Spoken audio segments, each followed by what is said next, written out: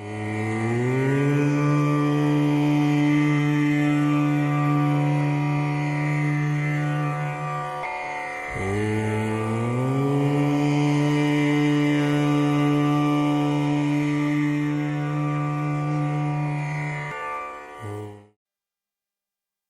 गुरुभ्यो नमः. श्री सद्गुरुभ्यो नमः. ओम वक्रतुंड महाकाय सूर्यकोटि समप्रभ निर्विघ्नं कुरु मे देव सर्वकार्येषु सर्वदा. नमस्कार, मी रवींद्र अनगळ गुरुजी आपल्या पूजा अर्चा या यूट्यूब चॅनलमध्ये सर्वांचे सहर्ष स्वागत करीत आहे. सज्जन हो, आता नुकतंच नवीन वर्षातले चैत्र महिना संपला आणि वैशाख महिना सुद्धा आता संपत आलेला आहे. आणि आता लवकरच अधिक मास सुरू होणार आहे. अधिक मास म्हणजे पुरुषोत्तम मास. तर यजमानांच्या घरी गेल्यावरती अनेक यजमानांनी प्रश्न विचारला की गुरुजी अधिक मासामध्ये काय काय करावं, काय कोणते पूजन करावे, काय व्रतवैकल्य करावे, यासाठी आम्हाला थोडक्यात तुम्ही माहिती द्या. तर यानंतर असं ठरवलं की आता अधिक महिना आलेला आहे, तर अधिक महिन्या संदर्भातच काही एखादे त्याची पूजा व्रतवैकल्य त्या संदर्भात काही 3-4 भाग करावेत असा विचार आहे. तर सुरुवातीला आपण अधिक महिना म्हणजे काय ते आपण पाहूया. सज्जन हो, शालिवाहन चकाच्या गणनेनुसार जे आपण चांद्रमास म्हणतो. चांद्रमास म्हणजे काय, तर चैत्रापासून फाल्गुन पर्यंत, चैत्र वैशाख ज्येष्ठ आषाढ वगैरे आहे. आणि दुसरे जे असतात ते सौर मास. सौर मास म्हणजे काय, तर सूर्य एका राशीमध्ये जो एका राशीमध्ये भ्रमण करण्याचा जो कालावधी असतो, एका राशीमध्ये जो स्थित असतो, तो कालावधी म्हणजे सौर मास. उदाहरण समजा मेष राशीमध्ये सूर्य साधारणपणे 14 एप्रिलला प्रवेश करतो. तर 14 एप्रिल ते 15 मे ह्या काळामध्ये जो मेष राशीमध्ये सूर्य असतो, तर या कालावधीला काय म्हणतात, सौरमास म्हणतात. हा सौरमास साधारणपणे 30 ते 31 दिवसांचा असतो. एका संपूर्ण वर्षाचे सौर मासाचे 365 दिवस असतात आणि चांद्रमासाचे संपूर्णपणे वर्षाचे 355 दिवस असतात. तर चांद्रमासाचे 355 दिवस आणि सौर मासाचे 365 ते 366 दिवस. मग ह्या कालावधीमध्ये 10 दिवसांची तूट येते. मग ही 10 दिवसांची तूट कशी भरून काढायची, तर ती तूट भरून काढण्यासाठी दर 3 वर्षांनी म्हणजे किती, तर 32 महिने आणि 16 दिवस ह्या कालावधीने एक चांद्रमास अधिक धरला जातो. म्हणजे या महिन्यामध्ये सूर्य संक्रांत नसते. सूर्य संक्रांत म्हणजे काय, तर सूर्य एका राशीतून दुसऱ्या राशीत प्रवेश करताना जो काळ असतो तो सौर मास. समजा मेष राशीमध्ये ज्या दिवशी सूर्य प्रवेश करतो त्याला मेष संक्रांत. मकर राशीमध्ये प्रवेश करतो, आपण म्हणतो का 14 जानेवारी किंवा 15 जानेवारी मकर राशीमध्ये सूर्य प्रवेश करतो, म्हणजे मकर संक्रांत. तर या अधिक महिन्यामध्ये सूर्य आपली राशी बदलत नाही. तर ज्या महिन्यामध्ये सूर्य आपली राशी बदलत नाही त्या महिन्याला काय म्हणतो, आपण अधिक मास म्हणतो. या महिन्यामध्ये तो राशी बदलत नाही म्हणून याला मलमास सुद्धा म्हणतात. आता या महिन्यामध्ये काय करावं, तर या महिन्यामध्ये जास्तीत जास्त विष्णूचंच पूजन करावं. काय झालं, अशी अधिक मास महात्म्यामध्ये कथा दिलेली आहे की मल मासामध्ये म्हणजे अधिक मासामध्ये कोणतेही वास्तुशांती नसते, लग्न कार्य करत नाही, उपनयन समारंभ करत नाही, कोणते 61 65 75 वगैरे करत नाही, असे मंगल कार्य करीत नाही. त्यामुळे तो अधिक मास जे तो खिन्न झाला आणि मग त्यांनी वैकुंठामध्ये विष्णूला विचारणा केली काय करावं. तर विष्णूने कृष्णाकडे पाठवलं. विष्णू म्हणजे मुख्य देवता आणि त्याचा अवतार म्हणजे कृष्ण. तर कृष्णाने सांगितलं की तुझं स्वामित्वच मी घेतो आणि माझं नाव तुला देतो. म्हणजे ह्या काळामध्ये भगवंतांनी काय सांगितलंय, या काळामध्ये जो जास्तीत जास्त व्रताचरण करेल, व्रतवैकल्य करेल, त्या व्रतवैकल्याचं त्या व्रताचं जास्तीत जास्त फळ मी त्याला देईल. जास्तीत जास्त म्हणजे काय, तर शतकोटीनं फळ त्याला मिळेल.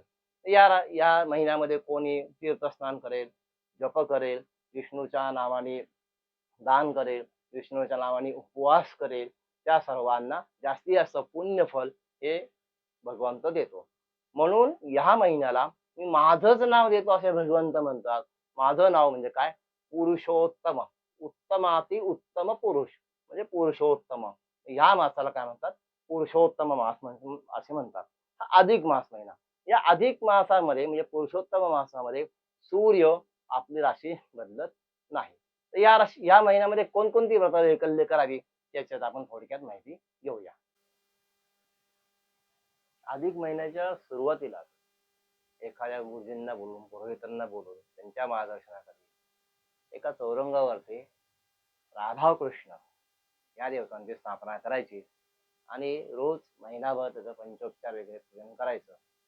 पूजन झाल्यानंतर जसं तुम्हाला शक्य असेल तसं हरिविजय महात्म्य, हरिविजय नावाचा ग्रंथ आहे, अधिक मास महात्म्य हा एक ग्रंथ आहे. तुम्हाला महिन्यामध्ये जसा पूर्ण होईल तसा तुम्ही तो अध्याय पूर्ण पारायण करायचं. शक्य असल्यास रोज विष्णू सहस्रनाम म्हणायचं.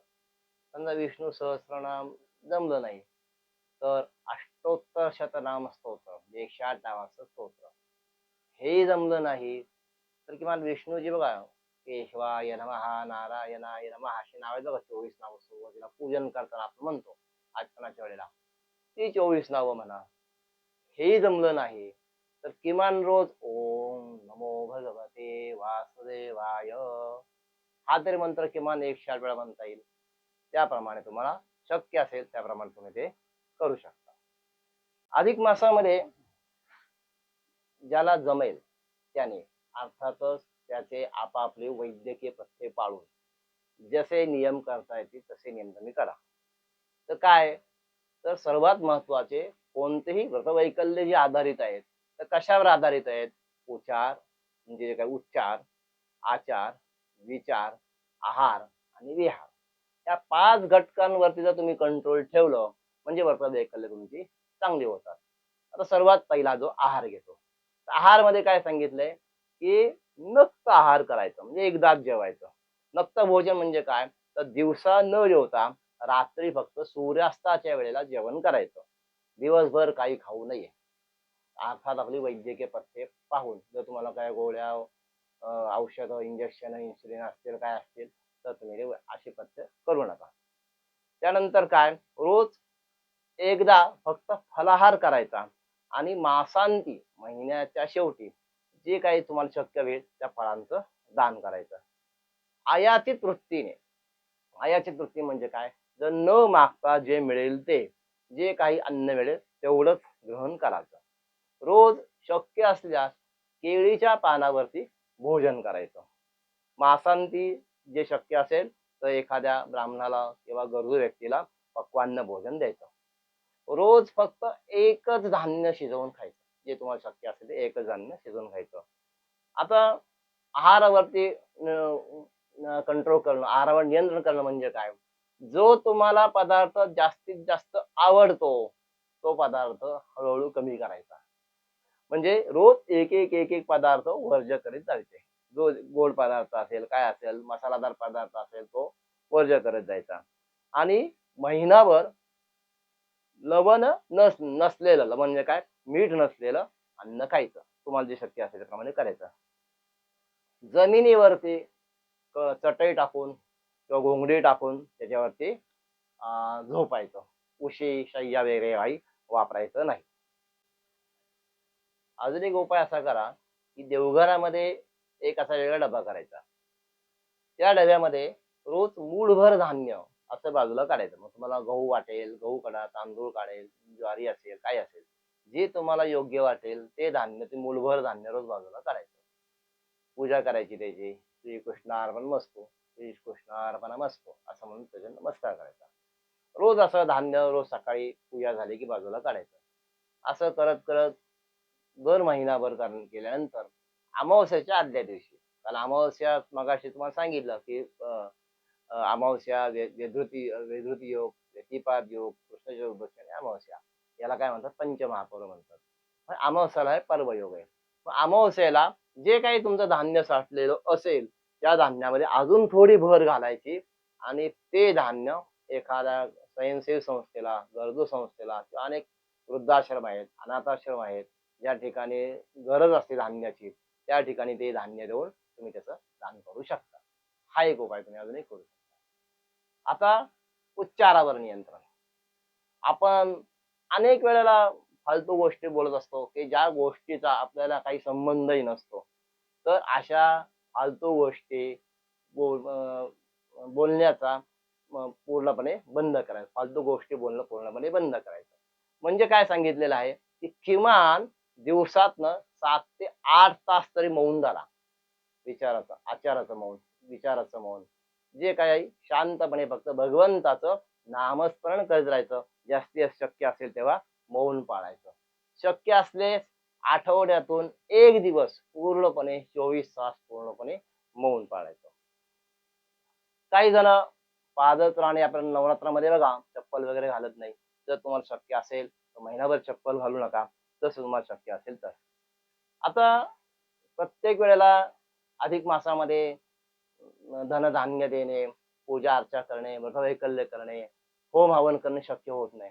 तर किमान एक तर तुम्हाला शक्य असेल की सकाळ संध्याकाळ आपण दिवा दिवा जो लावतो तो पूर्णपणे अधिक महिन्याच्या सुरुवातीला ते शेवटपर्यंत नंदादीप लावणे. म्हणजे रोज दिव्याची पूजा करणे, दिवा नंदादीप लावणे. त्यानंतर 33 अनारसे तुम्हाला जेव्हा जमेल तेव्हा ते दान करायचे. आता हे दान केव्हा करायचे तर त्या उद्यापन सांगितलेलं आहे. त्या उद्यापनासाठी साधारणपणे वैधृती योग, व्यतिपात योग, पौर्णिमा, अमावस्या आणि ही द्वादशी या दिवसाला पंचपर्व असे म्हणतात. ही पंचपर्व जी आहेत त्या पंचपर्वापैकी तुम्हाला शक्य असेल त्या दिवशी तुम्ही 33 लोक दाम्पत्याला बोलू शकता, 33 ब्राह्मणांना बोलू शकता, 33 व्यक्तींना बोलू शकता किंवा कोणालाही न बोलवता शक्य असल्यास कोणत्या तरी एका दाम्पत्याला बोलून त्याला 33 अनारसाचं तुम्ही काय करा दान करू शकता, म्हणजे वाण देऊ शकता. अधिक मासामध्ये आचारावरती नियंत्रण ठेवणं म्हणजे काय? जो आचार जो आहे तो जास्तीत जास्त भगवंताच्या नामस्मरणामध्ये करायचा. जे काही मी आज कर्म करत आहे ते सर्व कर्म विष्णूच्या स्मरणामध्ये करून सर्व कर्म ही भगवंताला म्हणजे विष्णूलाच मी समर्पण करीत आहे. ह्या दृष्टिकोनातून तुम्ही ते कर्म करायचं. त्यानंतर या अधिक महिन्याची काही काही वैशिष्ट्य हे ज्योतिषशास्त्रानुसार काय काय आहेत ते आपण जरा पाहूया. आता अधिक मासामध्ये श्राद्ध कधी करावं हा प्रश्न खूप जण विचारतात. ज्या महिन्यामध्ये निधन झाले असेल तोच महिना अधिक मास असेल. शास्त्र काय सांगते की ज्या महिन्यामध्ये निधन झालं असेल तोच महिना जर अधिक मास आला. ते समजा मागच्या वर्षी ज्येष्ठ महिन्यामध्ये जर कोणाचं निधन झालं असेल तर त्याचं पहिलं वर्ष श्राद्ध हे येणाऱ्या अधिक ज्येष्ठ महिन्यातच करावे. मात्र जर अगोदर झालं असेल म्हणजे समजा 4-5 वर्ष झाली असेल आणि जी नियमितपणे वर्षानं जे श्राद्ध करतो त्याला आपण प्रतिसंवत्सरी श्राद्ध म्हणतो. हे प्रतिसंवत्सरी श्राद्ध मात्र तुम्ही काय करायचं रे निज महिन्यामध्ये म्हणजे अधिक महिना गेल्यानंतर जो ज्येष्ठ महिना नियमित महिना आहे तो निज महिना त्या महिन्यामध्ये करायचं. काही वेळेला असं होतं की अधिक ज्येष्ठ महिन्यामध्येच एखाद्याचं निधन झालेलं असतं. समजा उदाहरणार्थ 2018 साली एखादं निधन झालं असेल तर त्यावेळेला ज्येष्ठ अधिक महिना होता. त्या ज्येष्ठ अधिक महिन्यामध्ये जर कुणाचं निधन झालेलं असेल तर त्याचं प्रतिसंवत्सरी श्राद्ध मात्र या जे अधिक ज्येष्ठ महिन्यातच करायचं. अजून एक महत्वाचे तुम्हाला जर निरीक्षण जर तुम्ही केलं तर आपल्या पूर्ण चैत्रापासून ते फाल्गुन पर्यंत एकूण 24 एकादशी असतात. शुक्ल पक्षातली एक आणि कृष्ण पक्षातली एक.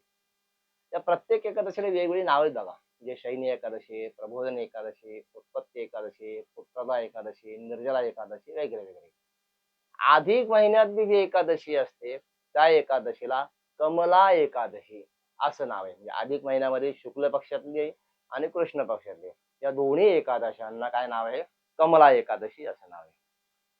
अजून एक संख्येच्या दृष्टिकोनातून दिवसाच्या संख्येच्या दृष्टिकोनातून आज जरी जरा तिथींचा विचार केला तर असं तुम्हाला दिसून येईल की या वर्षी जी तिथी असेल आणि ज्या वेळेला अधिक महिना येतो त्यावेळेला ती तिथी जर पुढच्या वर्षी जर बघायची असेल तर ती तिथी अधिक महिन्यानंतर येणारी तिथी ती 18 दिवस ही पुढे जाते. हे समजा उदाहरणार्थ आज 6 मे आहे, 6 मे 2026 आहे आणि आज तिथी वैशाख कृष्ण चतुर्थी आहे. तर आता अधिक महिना रे पुढं. तर पुढील वर्षी ज्या वेळेला म्हणजे 2027 साली वैशाख कृष्ण चतुर्थी ही साधारणपणे बघा 18 दिवसांनी पुढे जाते. म्हणजे अधिक महिना जर मध्ये असेल आणि ज्या अधिक महिना मध्ये असताना जी तिथी वर्षांनी जी येणारी असणे तिथी ती तिथी 18 दिवस पुढे जाते. म्हणजे पुढच्या वर्षी वैशाख कृष्ण चतुर्थी 24 मे 2027 या दिवशी असते. या उलट ज्या वर्षी अधिक महिना नसतो त्या दिवशी असणारी तिथी म्हणजे समजा अधिक महिना आता ज्येष्ठ शुक्ल अधिक महिना संपला आणि ज्येष्ठ शुक्ल द्वितीया या वर्षी 16 जून या दिवशी आहे. तर पुढील वर्षी जी तिथी येणार ती तिथी 10 दिवस अगोदर येते. हे समजा उदाहरणार्थ या वर्षी शुक्ल द्वितीया 16 जूनला आहे तर पुढील वर्षी ज्येष्ठ शुक्ल द्वितीया ही कधी 6 जून या दिवशी. हा संख्यांचा तिथीचा फरक तुम्ही लक्षात ठेवा. म्हणजे अधिक महिन्याच्या अगोदरची तिथी आणि जर अधिक महिना येणार पुढील वर्षीच्या अधिक महिना नंतर जी काही तिथी असेल तर तिथी अधिक महिना आला तर त्या वर्षी मागच्या वर्षीची ती 18 दिवसांनी पुढे जाते आणि अधिक महिना नसताना ती तिथी 10 दिवस अगोदर येते. हा फरक तुम्ही लक्षात ठेवा.